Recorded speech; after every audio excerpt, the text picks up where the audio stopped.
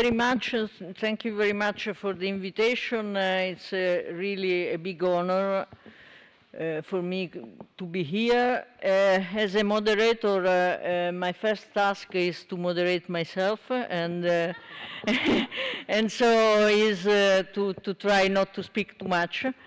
But of course, I have to say that as WWF, we really appreciated the encyclical, all the real meaning, all the meanings of the encyclical from an ethical, religious, ecumenical point of view. But especially we quote the invitation to dialogue, and as the Pope himself said in a meeting after a conference on climate last year, an alliance, and we really appreciate that.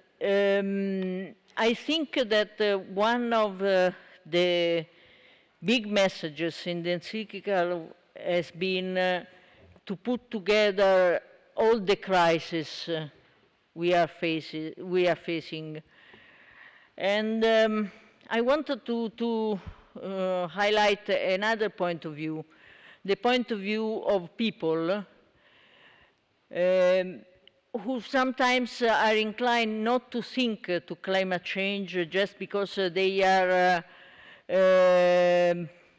how can I say, bombarded by many messages on different crises.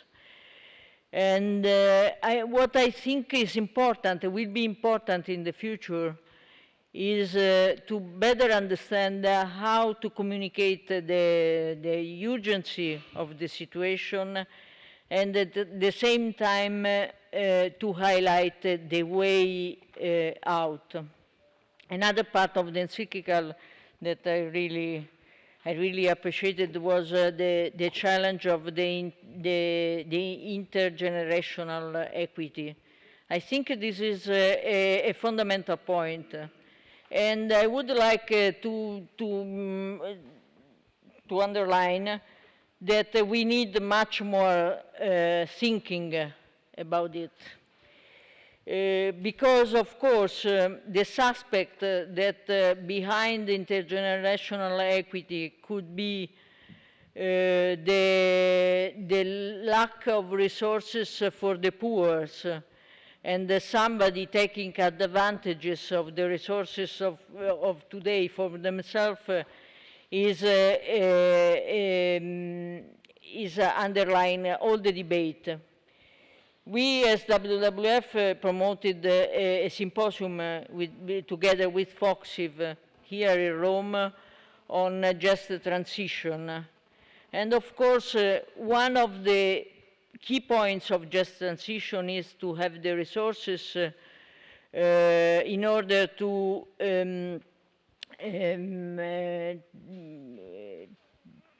put the workers who are working in the fossil fuels sectors, to give them the possibility to switch to the new economy, and to have other opportunities, and to have also a way of coping socially with that.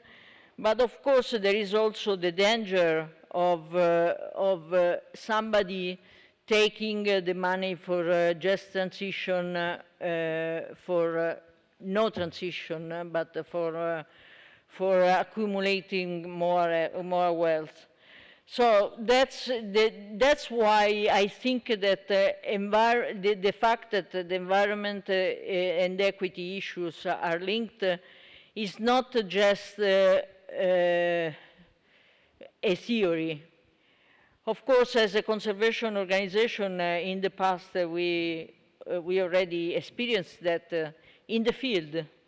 I mean, you cannot go to Africa and ask to people who have nothing not to use the natural resources for themselves if you don't give an alternative and if you don't address the social issue. Moreover, most of the time they will be also tools, instruments of somebody who wants to take advantage of the situation, like poaching with ivory and so on. I think that everybody can understand.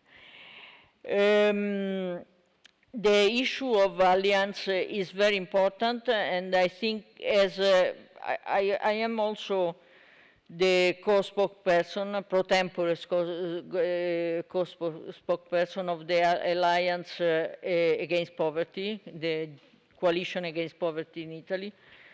And I think we made quite a good path in contaminating ourselves.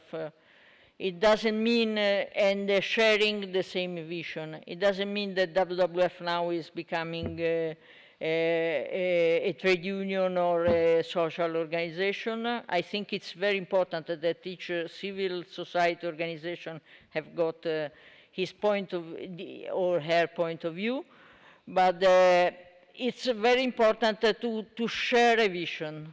I think this is the big challenge.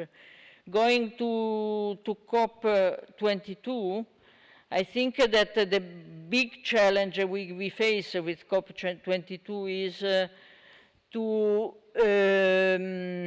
maintain the momentum. And we know that in the past, all these kind of negotiations have been seen as a waste of time and a waste of money, even a waste of CO2. And I think that it will be very important to give big signals that things have changed permanently. So I'm convinced that the opponents to the Paris Agreement will try to give the message that things are coming back to the usual, to the business as usual. And I think it will be very, very important to give some immediate action, for instance, on the agenda pre-2020, sorry. To give some big signals that things have to change today in the view of the long term will be the real, okay. I'm not moderating myself enough, so I wanted to give the room to the people who have to take their time. And